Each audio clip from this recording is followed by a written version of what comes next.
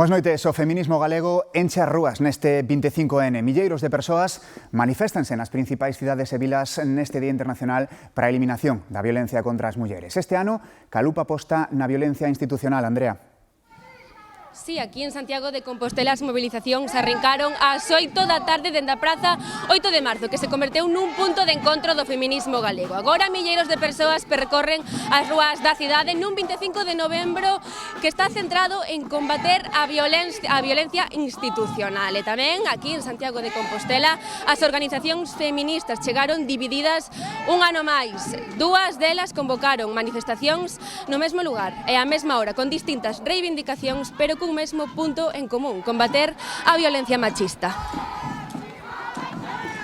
As marchas deste 25N en Galicia tratan de visibilizar unha violencia silenciosa que perpetúa a discriminación das mulleres, a coñecida como violencia institucional. Falta de medios para atender mulleres maltratadas, escaseza de xulgados especializados, pero tamén as dificultades que atopan moitas mulleres cando acoden a unha comisaría ou a un centro sanitario, onde denuncian moitas veces se ven revictimizadas.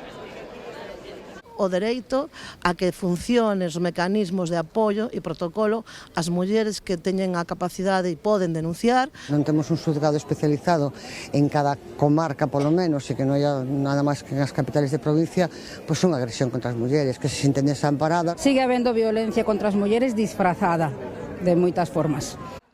Os colectivos feministas reclaman que as políticas de igualdade sexan centrais no traballo das administracións e reconstruir toda a engranaxe institucional cunha perspectiva feminista. Que as institucións cumplan os seus deberes e obrigas para que acabemos por fin co machismo e teñamos un feminismo de verdade.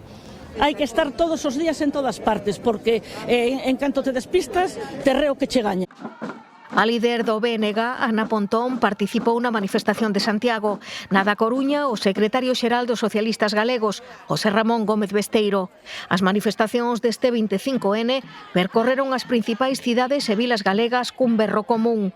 Mentras non haxa igualdade, seguirá habendo violencia machista.